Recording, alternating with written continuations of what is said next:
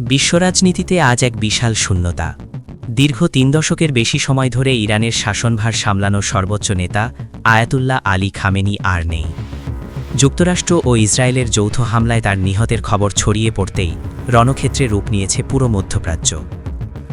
নেতার মৃত্যুর শোকে স্তব্ধ ইরান নয়, বরং এক ভয়ঙ্কর প্রতিশোধের আগুনে জ্বলছে তেহরান। একদিকে খামেনির জানাজা, অন্যদিকে ইসরায়েলের ওপর বৃষ্টির মতো ঝরছে ইরানের শত শত মিসাইল। বিডি সংবাদের আজকের বিশেষ প্রতিবেদনে আমরা জানাব খামেনির মৃত্যুর পর এখন কোন দিকে যাচ্ছে যুদ্ধ। সর্বোচ্চ নেতার মৃত্যুর বদলা নিতে রবিবার ভোর রাত থেকেই ইসরায়েলের ওপর ক্ষেপণাস্ত্র ও ড্রোনের ঝড় তুলেছে ইসলামী বিপ্লবী গার্ড বা আইআরজিসি। তেল আবিব এবং হাইফার কৌশলগত স্থাপনাগুলোতে সরাসরি আঘাত হেনেছে ইরানের ব্যালিস্টিক মিসাইল। আয়রন ডোমকে ফাঁকি দিয়ে আসা এই হামলায় লণ্ডভণ্ড হয়ে গেছে ইসরায়েলের প্রধান শহরগুলো। রাস্তার পর রাস্তা আজ ধ্বংসস্তূপ, আর আকাশ ঠেকে গেছে কালো ধোঁয়ায়। ইসরায়েলি নাগরিকরা জীবন বাঁচাতে আজ ঘর ছেড়ে আশ্রয় নিয়েছে আন্ডারগ্রাউন্ড বাংকারে। আয়াতুল্লাহ আলী খামেনির প্রয়াণের পর এখন বড় প্রশ্ন, ইরানের পরবর্তী সর্বোচ্চ নেতা কে হচ্ছেন? সংবাদপত্রে তথ্য অনুযায়ী খামেনির স্থলাভিষিক্ত কে হতে পারেন তা নিয়ে নানা সমীকরণ চলছে।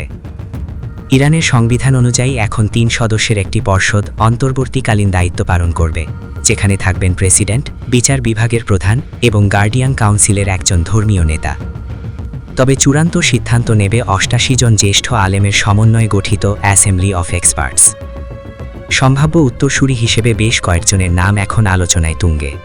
তালিকায় সবার ওপরে আছেন খামেনির দ্বিতীয় ছেলে মুস্তফা খামেনি।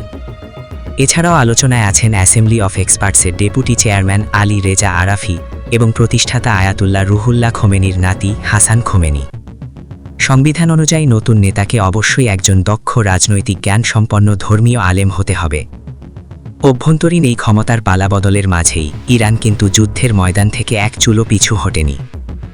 খামেনির প্রয়াণ এবং এই ভয়াবহ হামলার পর মধ্যপ্রাচ্যের মানচিত্র এক রাতে বদলে গেছে। ইসরায়েলি বিরোধী দলীয় নেতা এয়ার লেপিড থেকে শুরু করে সাধারণ মানুষ সবাই আজ মৃত্যুর ভয়ে বাংকারে বন্দী। ইরান বলছে এটি কেবল প্রতিশোধের শুরু মাত্র। একদিকে শোকের ছায়া, অন্যদিকে যুদ্ধের গর্জন। ইরান এখন এক কঠিন বাস্তবতার মুখোমুখি। নতুন নেতৃত্ব কি ইসরায়েলকে মানচিত্র থেকে মুছে দেওয়ার চূড়ান্ত ঘোষণা দেবে? পুরো বিশ্ব এখন সেই উৎকণ্ঠায় দিন গুনছে।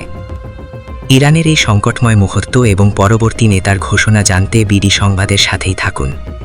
ভিডিওটি ভালো লাগলে শেয়ার করুন এবং আপনার মতামত কমেন্টে জানান। ধন্যবাদ।